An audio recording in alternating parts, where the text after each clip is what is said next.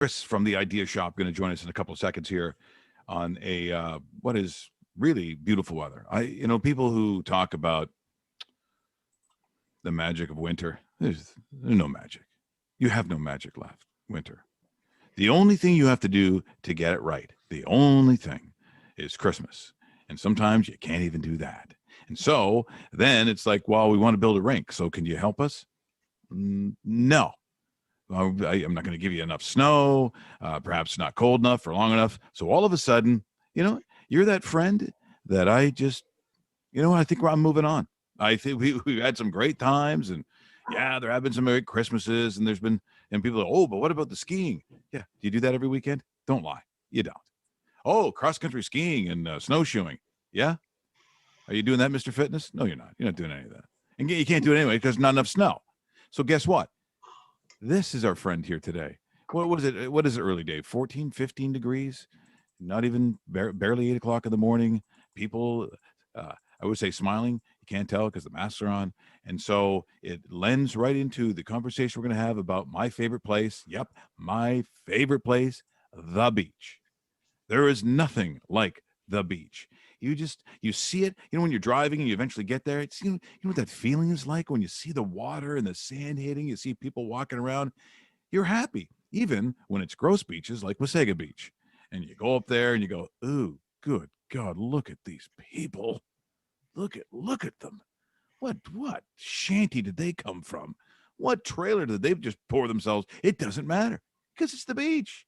It's the beach. So when you think about it, if you're going to write about something or topic, you start putting the beach in there, you got my attention. So Chris from the Idea Shop, we say good morning and thanks for joining us here today. It's beach time. We've got sunshine for more than a day in a row and 2-digit temperatures. The long weekend is past. So get to the beach. And as you said, Mike, sometimes the beach, the only problem is there's other people there. And what do you do about that? You bring a book. Oh, huge in my family, just so you know, all beach readers, every single one of them, especially my wife, going through books like crazy when they get to the beach. It's a great time. I spend more time packing the books for the beach than the clothes. All I need is a shirt, maybe pants. It's Zoom time. I remember to pack the pants, and you hit the beach, and I have like the best beach read of the summer. I'm so thrilled about this. Linwood Barclay, great Canadian novelist. He used to work for the Toronto Star. He got his start with the Peterborough Examiner. He's written 20 books, and his newest book, published by my good friends at HarperCollins, their William Morrow imprint, Find You First, just came out about a week ago. It is fantastic. It's a page turner. It's full of twists and turns. And Stephen King, no less a beach lover than Stephen King, said, starts with a bang and ends with an even bigger one. He's outdone himself with this. Best book of his career. I couldn't put it down, and you couldn't either. So that other guy at Wasaga is going to be Stephen King reading the same book as you. It's a great story, and it's a tech millionaire who's got more money than he can possibly spend. Finds out he has a fatal disease that could be potentially passed down to his offspring. But how did he get his startup funds for his multi-million-dollar tech industry? Sperm donations. So he's got a bunch of kids out there that he doesn't know, and he wants to make sure that they know. And off he goes to meet his progeny, if you will. And one by one, they start disappearing before he can get to them and tell them that they've got money coming to them, and they should see if they have this disease. I forewent sleep and food to I couldn't stop reading this book. It's so great. What's his you said he worked for the Toronto Star. What's been his reading background? Does he dig into certain topics, or is it just a wide range, just like a lot of authors do, kind of dabble into, Chris?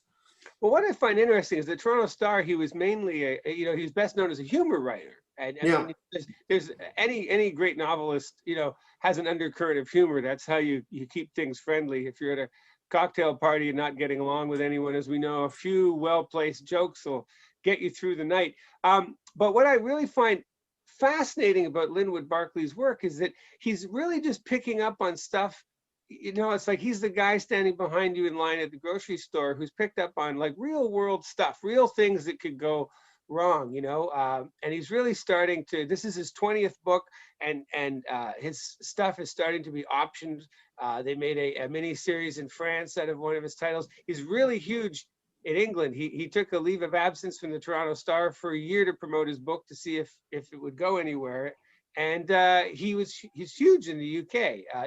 They have an appreciation for that. So what I like about it, very grounded in reality, very easy to see this. I have not donated sperm to a sperm bank.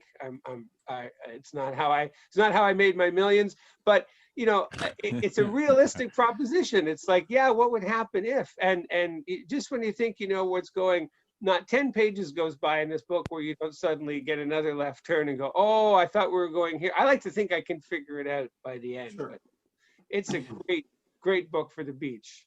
Well, it's interesting too that the other, even though there's beach in the actual title of this famous trotter, some beach somewhere.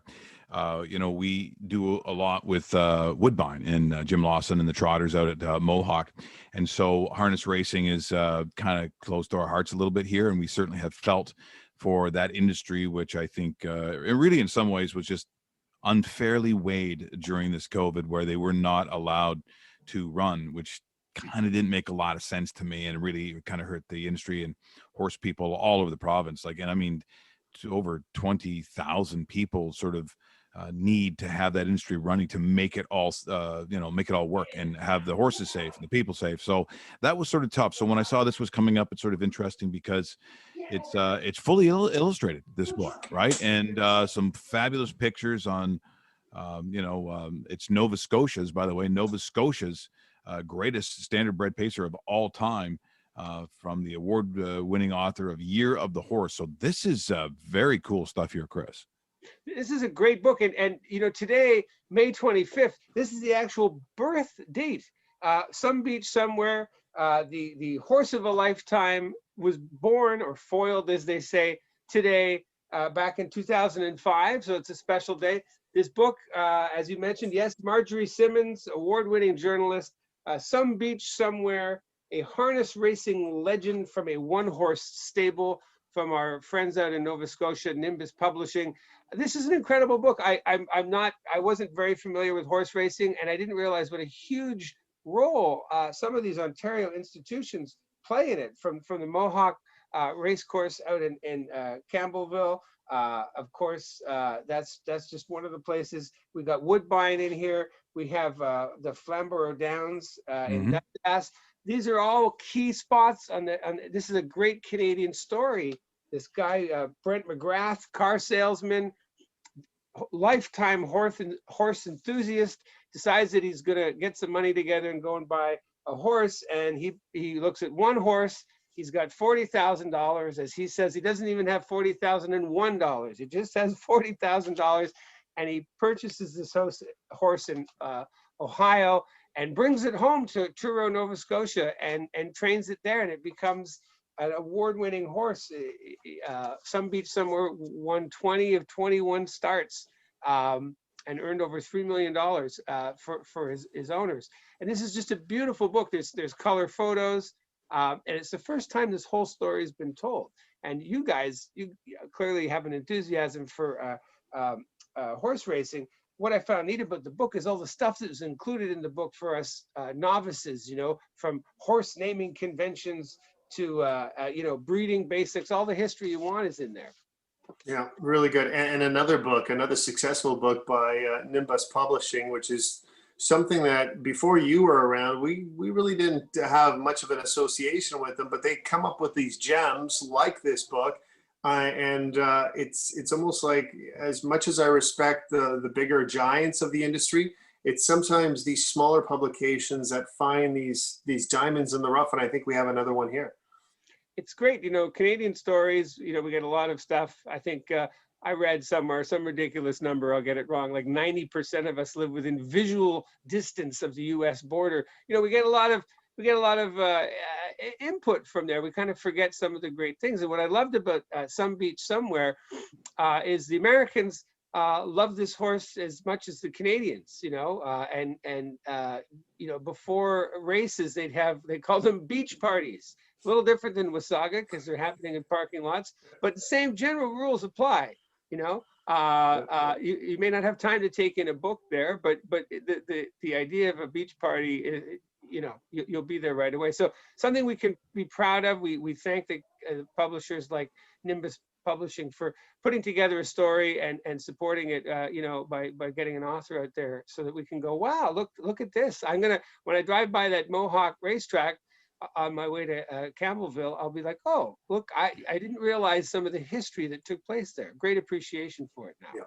See, like for me, like the goal was always you find a book, and that would be my summer book, and so that means that would be the book that it would take me all summer to read, because I read it in little, a couple of chapters here, a couple of chapters. I mean, that's just basically how I've been.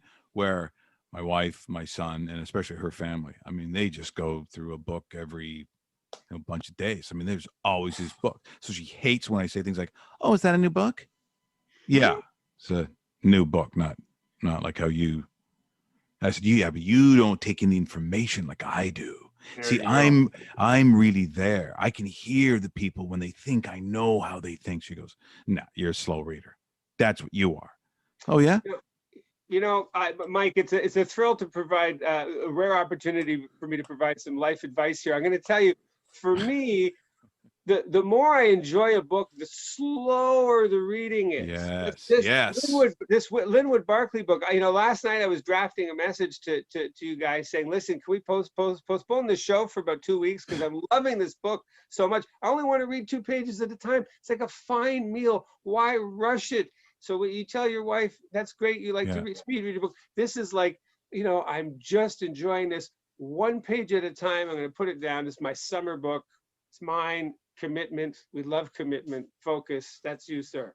Yeah, and she shouldn't push me either, because I'm still on the book with evil incantations, monsters, and witchcraft. So while she's reading, Chicken Soup for the Soul or whatever, I'm in the backyard going, "Makala shanakala, mukali con la show."